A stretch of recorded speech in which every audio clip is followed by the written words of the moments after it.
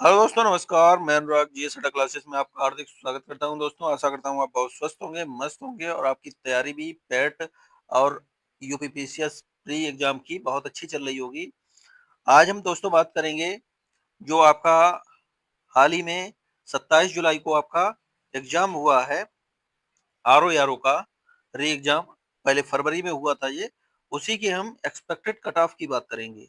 तो ये cut off आपकी कितनी जा सकती है, कितनी नहीं जा सकती है, उसके बारे में हम यहाँ पर चर्चा करेंगे। जनरल की कट ऑफ कितनी जा सकती है, एससी एसटी और जो फीमेल कैंडिडेट्स हैं उनकी कट ऑफ कितनी जाएगी और कट ऑफ कम जाने का रीजन क्या है। तो यहाँ पर सबसे पहले हम पेपर की बात करेंगे। इस बार जो 27 जुलाई को पेपर हुआ वो 9:30 से 12:30 की शिफ्ट में, एक ही शिफ्ट में आपका एग्जाम था और 3 घंटे का एग्जाम था और 3 घंटे में 200 क्वेश्चन आपके थे और 200 क्वेश्चन में 60 नंबर की आपकी हिंदी थी और 140 नंबर की जीएस आपकी थी। दोनों मिलाकर 200 क्वेश्चन। और यहाँ पर निगेटिव मार्किंग की बात करें तो निगेटिव मार्किंग 1/3 की थी। और जहां पर भी निगेटिव मार्किंग आपकी हो जाती है तो वहां पर कट ऑफ कम ही जाती है। अगर एग्जाम सरल होगा तो प्रत्येक बच्चे के लिए सरल होगा, कठिन होगा तो वो सभी के लिए कठिन होगा। तो कठिन का पेपर का भी जो असर पड़ता है वो कट ऑफ पर पड़ता है और सरल का भी प्रभाव जो पड़ता है वो कट ऑफ पर पड़ता है। लेकिन यहाँ पर पेपर न सरल था और ना ही कठिन था। यहाँ पर पेपर जो था वो मॉडरेट था। बच्चे बहुत से क्वेश्चनों में कंफ्यूज भी हुए। जैसे क्वेश्चन एक पूछ दिया था जी ने कि सेंट्रल हिंदू जो कॉलेज है उसकी स्थापना किसने की थी। तो 80 से 90% बच्चा इसमें मदन मोहन मालवीय आंसर पे लगाया किया है और वो अपने आंसर को सही भी समझ रहा था। जब उसने घर पे आके चेक किया तो उससे उसके क्वेश्चन पर बहुत बुरा निगेटिव असर पड़ा जाके। तो मैं आपसे यही कहना चाहूंगा, तो पेपर के जो क्वेश्चंस आपके हल्के हल्के हैं वो तक बच्चे गलत करके आए हैं इस एग्जाम में। तो हल्के क्वेश्चंस भी आपका काफी इफेक्टेड करते हैं आपकी कट ऑफ को। तो 140 में से बहुत से बच्चे 130 तक भी टच करके आए, कोई बच्चा 90 टच करके आया, कोई 120 भी टच करके आया है और कोई पूरे के पूरे ही टच करके आए हैं। बहुत से बच्चों को ये भी नहीं पता था कि इसमें माइनस मार्किंग भी है। तो उसी आधार पर और 60 में से अगर हिंदी का भी लेवल देखें तो जिसने भी अगर 52 53 तक अगर टच किया है हिंदी में तो बहुत अच्छा प्रदर्शन उसने किया जाके।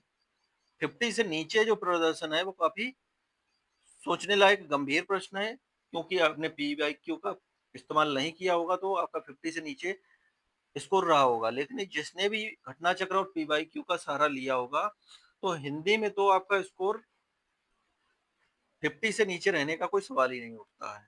तो अगर हिंदी में भी हम 50 का भी स्कोर अगर मान के चलें किसी बच्चे का है और 80 का यहाँ पर मान के चलें जीएस में, तो 120 एक ऐसा स्कोर है जो प्रत्येक बच्चा, पढ़ने वाला अच्छा बच्चा जो गंभीर कैंडिडेट है वो करके आया है। तो यहाँ पर हम बात करेंगे जनरल, ओबीसी, एससी और एसटी कैंडिडेट की कि कट ऑफ कितनी जा सकती है। तो आइए बात करते हैं। तो अभी कोई ऑफिशियल आंसर की अभी आयोग ने जारी नहीं किया है। तो जब आयोग जो है ऑफिशियल आंसर की जारी करेगा तो वहां से भी क्वेश्चनों पर काफी असर पड़ेगा जाके और वहां से भी दो चार क्वेश्चनों का हेर फेर होगा जाके। क्योंकि इस बार जो है आयोग ने पेपर बहुत अच्छा सेट किया है और दो से चार, दो तीन क्वेश्चन ही जो है वो गंभीरता के दायरे में आ रहे हैं कि जो क्वेश्चन आपके विवादित हो सकते हैं। लेकिन इस बार बहुत कम संख्या है प्रश्नों की जो आपका विवादित है। तो उस आधार पर मैंने जो निर्णय निकाला है एक्सपेक्टेड कट ऑफ का, वो जर्नल में जो जा सकती है वो 120 से 125 के बीच में जो है। जर्नल और ओबीसी का जो कट ऑफ है वो 120 से 125 के रेंज में ही रहेगा जाके, इससे ऊपर आपका जाने का चांस नहीं है। और वहीं हम एससी एसटी की बात करें तो एससी में जो कट ऑफ जा सकता है, तो एससी की अगर बात करें तो 110 से 113 के बीच में। अब बहुत से लोग हमारे कट ऑफ पर भी प्रश्न उठाएंगे कि इतना कम कट ऑफ कैसे जा सकता है सर, 120 कट ऑफ। तो जब आपका रिजल्ट आपका आएगा तब आप देखकर आश्चर्यचकित होंगे कि मेरी बात में कितनी श्योरिटी है। यहाँ पर 1/3 की माइनस मार्किंग है और बच्चे 130 तक क्वेश्चन करके आए हुए हैं। अब ये तो नहीं कि सारे बच्चे 130 में से 130 क्वेश्चन सही कराए हों, या कोई 100 क्वेश्चन करके आया हो तो उसके 100 क्वेश्चन सही होंगे। उसमें बहुत से क्वेश्चन बच्चे डाउट वाले भी, इनमें 2 का भी डाउट था या 3 का भी डाउट था, वो क्वेश्चंस क्लिक करके आए हुए हैं। तो उस आधार पर आपकी जो कट ऑफ है वो कम ही जाएगी।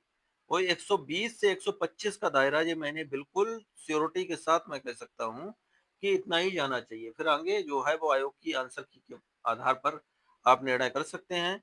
लेकिन मेरा मानना है कि 120 से 125 या 30 तक जिसके भी हैं, वो अपनी मेंस की तैयारी अभी से आरंभ कर दे। और एससी-एसटी में 110 से 113 के बीच में जिसके भी नंबर बन रहे हैं, वो आपका तैयारी कर सकता है। और एसटी की अगर बात करें तो 197 से 102 के बीच अगर किसी के नंबर आ रहे हैं, तो वो अपने मेंस की तैयारी शुरू कर सकते हैं। फीमेल कैंडिडेट में 115 से 118 के बीच आपके नंबर जाने के चांस हैं। क्योंकि फीमेल आप सेंटर पे गए भी होंगे, तो आपको फीमेल्स की संख्या भी बहुत कम दिखाई देगी दी होगी सेंटर पर। तो इस कारण ये भी कट ऑफ मैंने जो 115 ही बता दी, ये भी आपको ज़्यादा बता दी है। फीमेल की कट ऑफ 112 से 15 के बीच ही रहेगी। 112 से 115 तक जिसके भी नंबर अगर बन रहे हैं, तो वो आपका मेंस की तैयारी कर सकते हैं। और अगर इतने से कम नंबर किसी छात्र के बन रहे हैं, तो उसे भी हताश ना हो, वो भी अपने आगामी एग्जाम्स की तैयारी भरपूर उत्साह और लगन से करे। तो आशा करता हूँ आप सभी अपने रणक्षेत्र रणयुद्ध में टिके होंगे और आगामी युद्ध की तैयारी कर रहे होंगे। मैं अभी पेट और यूपी पीसीएस की कक्षाएं आपको प्रोवाइड कराऊंगा आगे। तो आशा करता हूँ आपको वीडियो काफी पसंद आया होगा। पसंद आया तो लाइक करें, सब्सक्राइब करें, शेयर करें। Thank you for watching this video.